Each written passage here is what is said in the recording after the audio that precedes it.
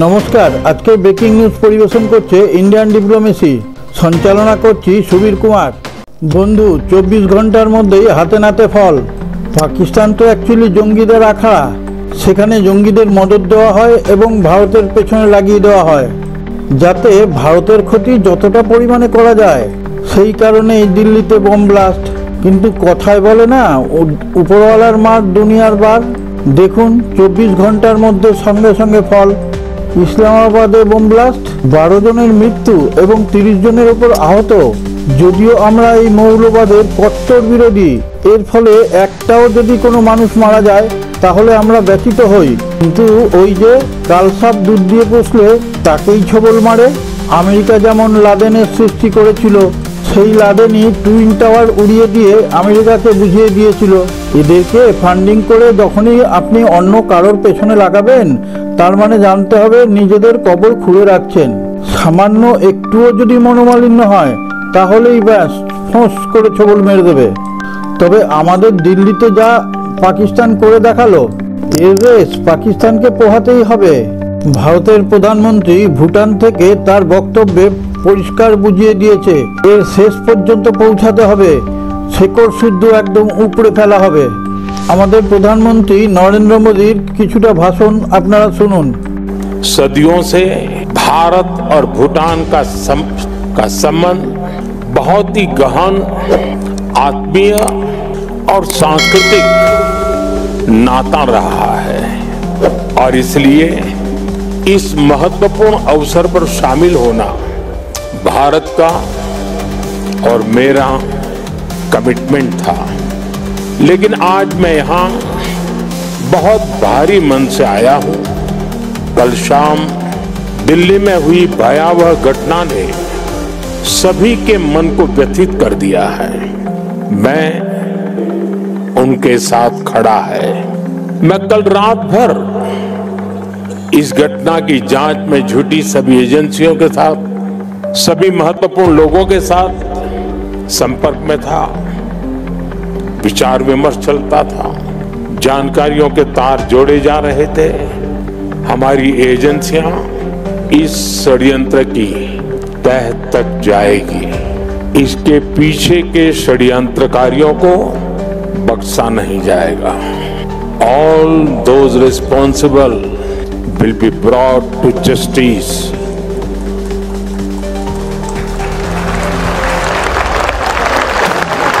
আপনি এতক্ষণ ভারতের প্রধানমন্ত্রী নরেন্দ্র মোদীর ভাষণ শুনলেন, তাতে কিছু বুঝলেন?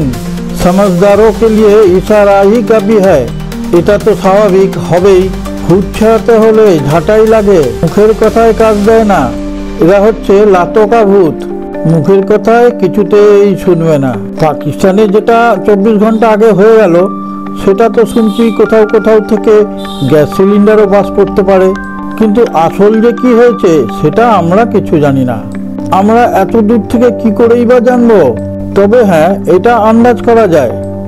এতদিন ধরে তো শুধু জঙ্গিদের টাকা পয়সা সমস্ত কিছু দিয়ে পুষেছে বাপু। হয়তো কোনো এক জঙ্গি গোষ্ঠীর টাকা পয়সার টান পড়েছে, আপনারা সেখানে দিচ্ছেন না। এটা তো এখন ওদের হকের পয়সা দাঁড়িয়ে গেছে, না পেলে তো অবাক খেপবেই। সেই কারণে এইসব বেচারারা হয়তো করে ফেলেছে।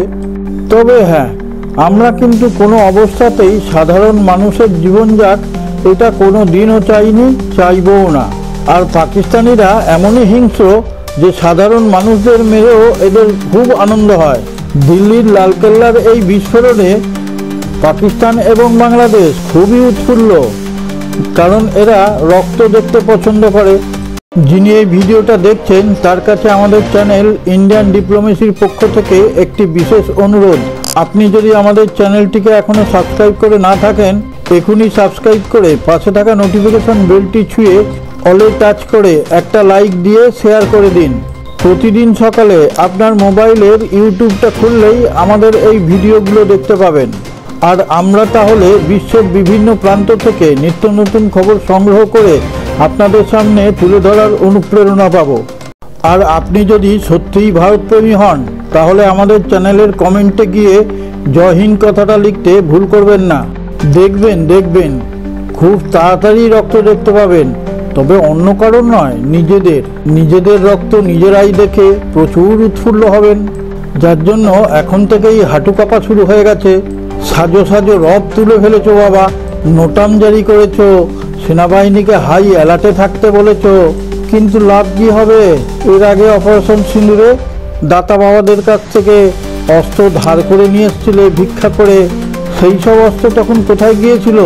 একটাও তো ভারতের সীমার মধ্যেই ঢুকতে পারেনি। লাভ কিছু হবে না।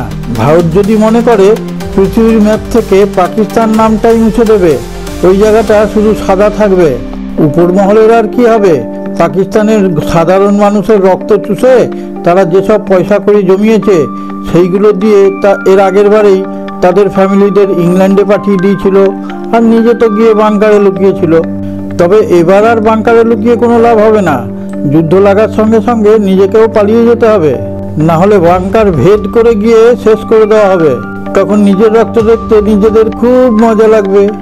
এদিকে নিজেদের ঘরের ভেতরেই যা অবস্থা, এদিকে বালুচিস্তান, ওদিকে আফগানিস্তান, সবাই মিলেই তো গিলে খাচ্ছে। তাদের আটকানোর ক্ষমতা নেই, আর সে জায়গায় কোথায় মহাসাগরে ঝাঁপ দিচ্ছে। আগে কুয়োতে নেমে ভালো করে সাঁতার শেখো, তারপরে পুকুর, তারপরে নদী, তারপরে সাগর। ডিফারেন্সটা কতটা সেটা আগে ভালো করে নিজে বোঝার চেষ্টা করো। নিজেরা তো অর্থকড়ি গুছিয়ে নিয়েইছে, এবারে পালিয়ে যাবে, তাদের আর কি হবে? মরতে মরণ তো হবে ওইখানকার জনগণের।